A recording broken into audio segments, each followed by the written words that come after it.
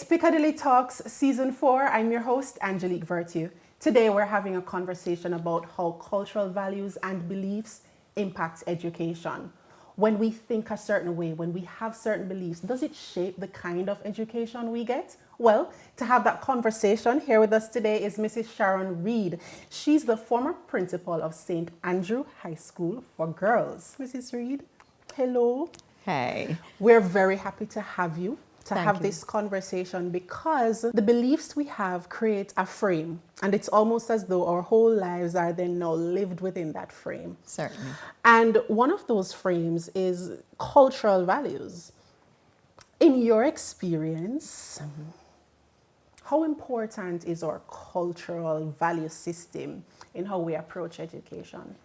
Well, if one understands culture to be the whole way of life of a people, then certainly it will impact education. And when we think of our own history, by the way, I started as a history teacher.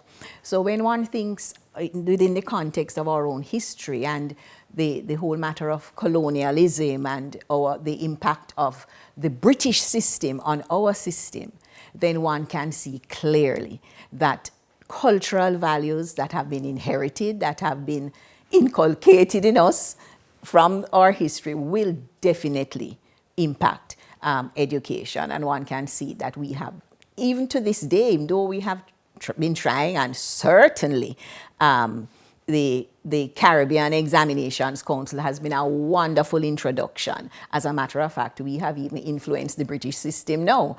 But when one sees how much we have been impacted by the British system, it has taken years for us to even find our own niche, as it were, you know, in how we educate our children. So certainly, yes. Some norms that we would have adopted as a people coming out of that kind of colonial past. One of them is the idea that education is not for everybody. That's that right. It's something that was reserved for the privileged.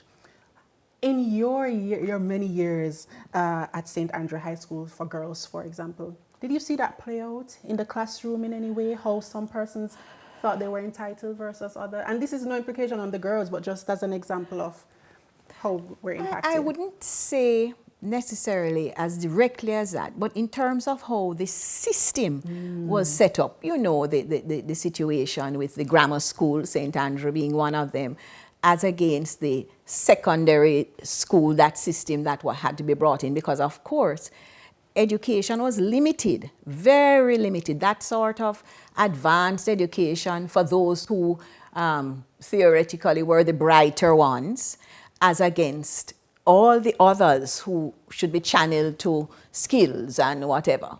Now things have gone full circle, and now everybody wants skills training because the world has changed. But yes, that was so. But schools like St. Andrew, may I say, were advanced. We recognized that early, and a lot was introduced over time that made the difference. But certainly, yes. And I think what has happened in some of our older schools, which just happened to have come out of pre-independence time, is that you just had a longer time to make some changes than other newer schools. Exactly. And as time has been kind, changes have been made over that time period in general. Right. There's some issues that are rooted in that same kind of post-colonial identity, Mrs. Reid, that continue. And we want to touch on a few of them, some traditions that are clashing. We can think immediately off the top of the head, grooming. Schools continue to have clashes, culture clash with the idea of grooming. Some schools permit one thing for hairstyles, and some schools another thing, the length of the uniform, the width of the khaki pants. And some of them seem simple, but they are all rooted in cultural value. Culture.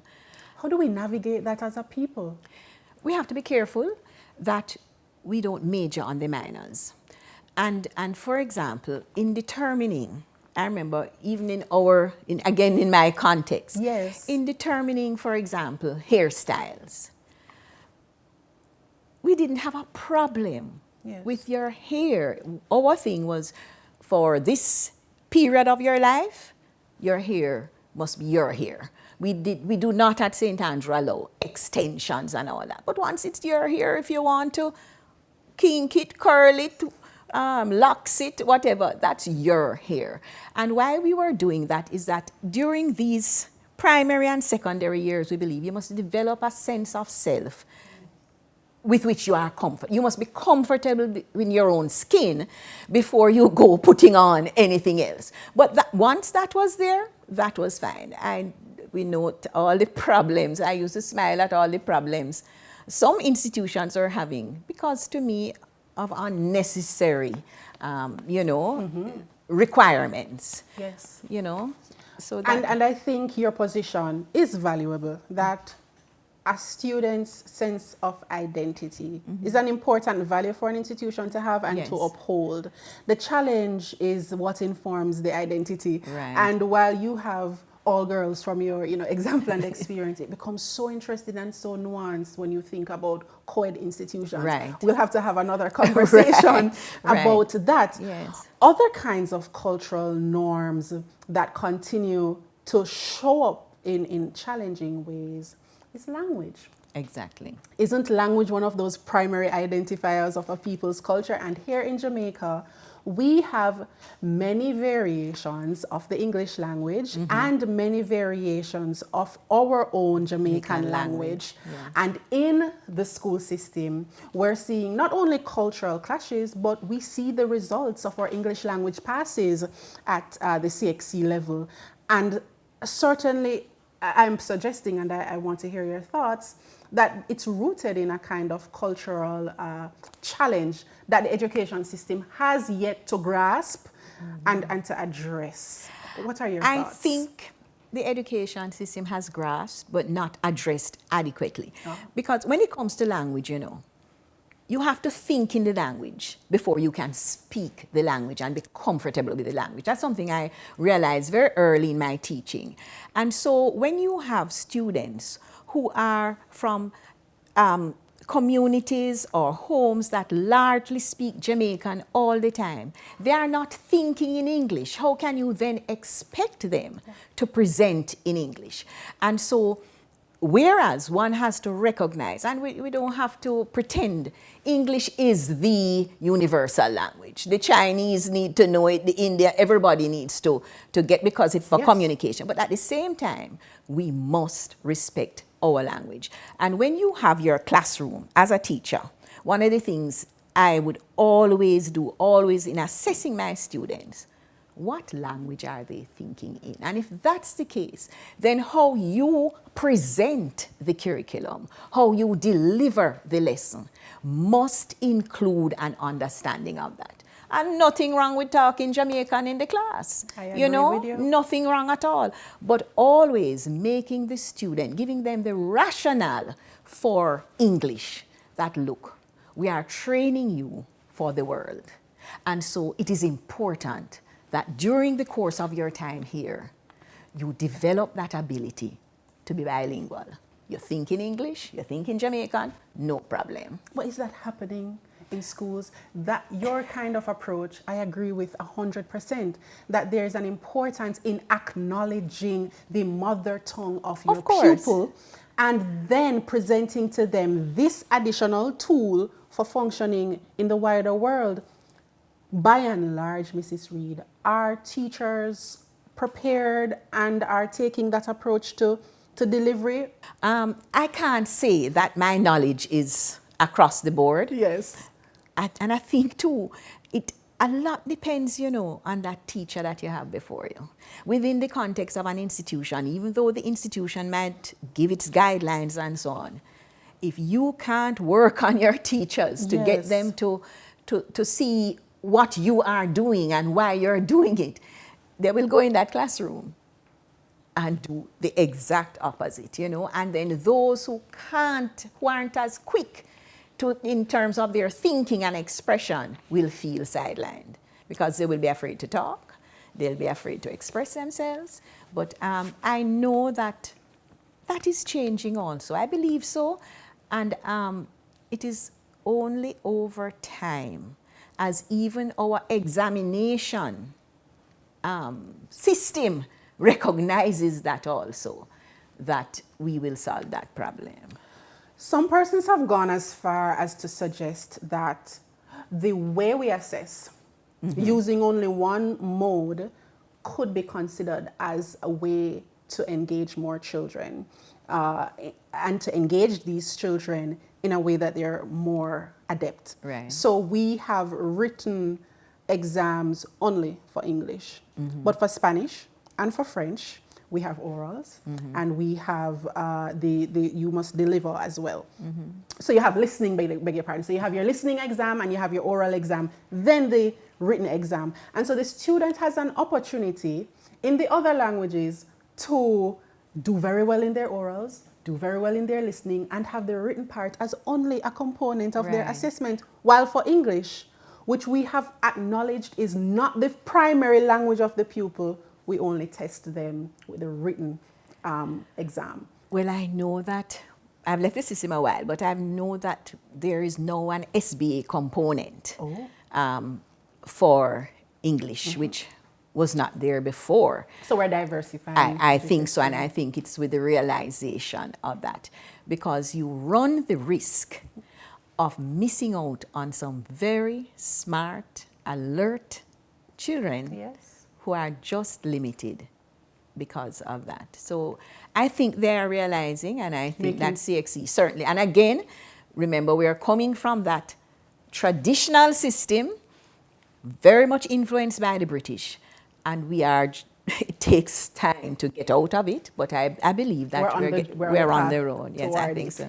Well, we've talked about language and our, post-colonial experience at large. Another cultural value that I think plays out and sometimes is in conflict in the education system is gender.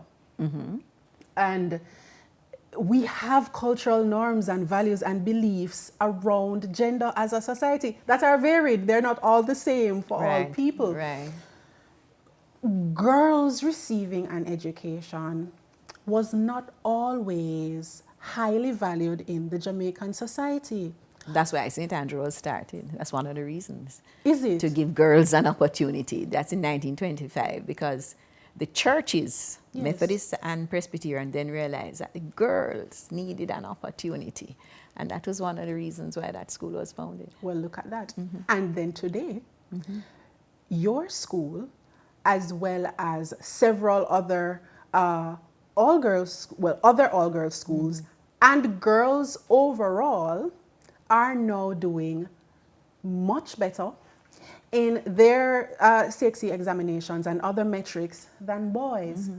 What do you think accounts for that flip, that difference in the kind of results we're seeing? That's one of the things that has always tickled my interest. And I do believe,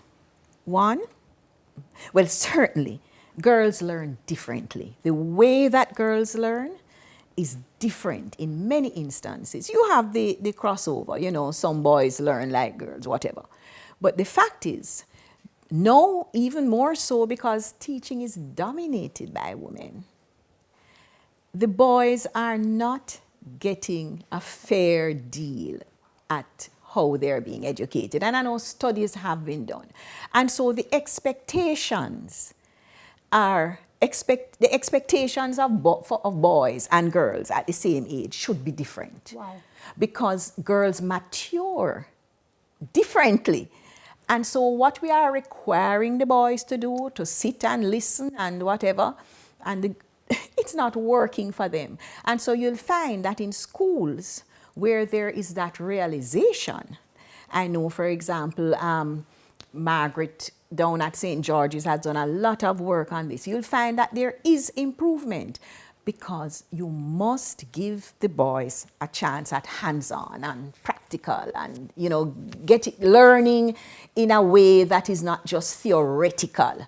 They must get a chance to express themselves the way boys do. And I think that there is some improvement, and we are seeing some incremental changes in boys, but we also need more men in education. I was just about to ask. And then not coming in because of the money, I think, largely. I have friends who started in teaching, men, and they left because they couldn't survive. I don't know. We women seem to be able to survive better. So, because that was exactly my next question. If the solution, it seems obvious, is more men delivering curricula so that they can appeal One to of the both. solutions, certainly. What do you believe then, if we have more women, that an institutional approach where women are encouraged to acknowledge the different learning styles of boys could be another solution? Yes, and I don't think enough research has been done so that even at the level of the teachers' colleges, university, and so, we can be, those of us who are entering the system can be so taught, you know. So it's really something that we need to focus on, because we need to do something about that. I agree. Our boys, yes. Especially just to bring in, when we consider low passes in math and English, which has just been an unfortunate statistical fact for a few years. When we look at the percentage who do pass, it is even significantly less that are boys than girls, even in that low number. So you are right, more policy focus and more research needs to be given to the different learning styles. And that may be a value that we need to adapt and make part of our education system more. Yes. Another value comes to me, and it's the idea of discipline for Jamaicans. Oh, yes. We believe as Jamaican people that Picnic must have manners. You must respect your elders. And at some time, we also added to that, in terms of our discipline and training, that Picnic, I was talking to you, children must be seen and not heard. We've evolved away from that, but we still have several issues in our classrooms, in our education system around discipline. Right. And the thing is, though, you know, what is the flip side of that? Picnic must have manners, but adults must have manners too. So always, and sometimes I've had situations where teachers feel I've been unfair to them. But the thing is, if you have not shown respect to the student, how in turn do you expect the student to show respect to you? Because largely, we learn by example, you know. It's not so much who you are, shout so loudly that I cannot hear what you are saying. So the teacher who goes into the room and is bullbuck and duppy conquer and is just chucking the power around, then when the child is rude to the teacher and the teacher expects that the child is to be punished, what about you, you know? And so you will have a situation where I listen to both sides, you know? And the fact is, respect must be earned. It cannot be, and that's the old time way, I guess, that you just jolly well, you're a picnic, you stay there. That doesn't work anymore. The children are much more exposed now. But I have found that if you give respect, if you allow the child the time to express themselves, you will get that respect in return. I agree with you. Yes. I agree that it's a two-way street. It's a two-way thing, and we need to realize and that discipline is not only a character that children should develop. Exactly. That adults can be indisciplined too. And our teachers are under tremendous pressure to deliver in classrooms, but that has to be one of their core values. Definitely. And may I say that one of the things I realized very early in my administration is that it must start from day one. So for example, for me, when children are coming into the institution, they must see right away a disciplined environment, one where if you are to come for this thing, it starts on time. When you come into the environment, the place is pristine, clean. The first form classrooms, grade 7 classrooms must be well ordered so that they come into a situation that sets out for them very clearly, look, these are the standards here. This is what we expect. We tend to be indisciplined, you know. The culture of lateness is almost across the board in Jamaica.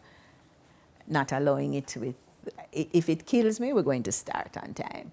If only 2 of us are there, we are start because, and after a while I found my parents learned that if you come into this thing at St. Andrew, just know that you're going to miss if you are late. We need to train our children by example, not by talking, by doing. Because children live what they learn. And they Certainly. learn by looking at us, by Exactly. watching what we Exactly. do. And so many of the things that we lay at the feet of children and then discipline for it is from our own lack of discipline. That's right. And Certainly so to address that in school, we've outlined who the real problem is. Yes, certainly. Oftentimes, especially in the earlier. Yes. And then you know what happens, Mrs. Reid? As the Jamaican saying goes, you can't bend a tree, you have to bend a tree When from it's it young. young. Exactly. Because what happens, we introduce the children to an environment that isn't disciplined. Exactly. They go through the primary school system in a space that isn't as disciplined as it could be. And they get to high school, they're now in their early stages of puberty and then on to adolescence. And we may try to enforce there. Mm-hmm. But it would have been, it's a little more difficult at that time. Yeah, may I tell you, something as simple, well, not simple to me, Yes. as graffiti. I don't tolerate graffiti in school. I'm amazed when I go to some schools and all the walls are written up. And when the grade 7 children come in, Yes. the desks are clean of all whatever. No scribbling. No, not at all. If I can't get new, because you get new replacement desks are always in grade 7. Because not everybody is going to adhere, but when they come in, that's what they get. I had read earlier some study, this is early in my time now, of a school where the very, very challenging situation, but she learned that as soon as you see graffiti, paint it out. And after a while, they'll get it. And I tried it and it worked. So well, I'm not there anymore, but you wouldn't come and find all this whole heap of scribbling no way, because you have set the tone. It is so important to set the tone. It's amazing. The children will follow if you are consistent. That's the other thing. Consistency, very, very important. And what happens is over time it becomes their value too. Exactly. And then they become the evangelists and the protectors of the value system you've created. You better believe it. Yes. There's several other, things, implicit biases that show up. But we've touched on, I think, some of the most topical ones. If you could give advice to educators, to leaders in schools, and Jamaican schools, are so varied. Mm-hmm. The challenges are several. Mm-hmm. But we must raise up our children. Yes, we must educate them. That's right. What advice would you give? Oh, there is so much that I could say. First of all, you must, and this is to all teachers, I've said it, if you don't love the children, don't teach. Especially at the primary and secondary level, there must be, because children sense it, I'm amazed how even those who have had to discipline seriously, we still have that relationship. Why? They sense the love. So you must love the children. Secondly, you must set guidelines. You must set ground rules. I'm amazed that there are still schools, for example, that don't have handbooks that lay out clearly what are the expectations. Because you see, if you make the expectations clear, then when they deviate, you go back to the book and you say, now look, this is... So don't give the children a 6 for a 9. Set up the parameters. Give them the guidelines and work with them towards it. So and be consistent. It cannot be as a teacher, as an administrator, I feel good today, so I treat you good. I don't feel good today, so the children sense all of that. And it leads to problems in relationships. And school, is about relationships and building healthy relationships. Well, Mrs. Reid, that's where we have to close out. Thank you so much for your insights. I appreciate you being here today. We spoke about the impact of cultural values and beliefs on education. What are some of the solutions? How sometimes we are the problem, and the things we can do to make the experience better for our children. That's all the time we have. I'm your host, Angelique Virtue. Thanks for joining us.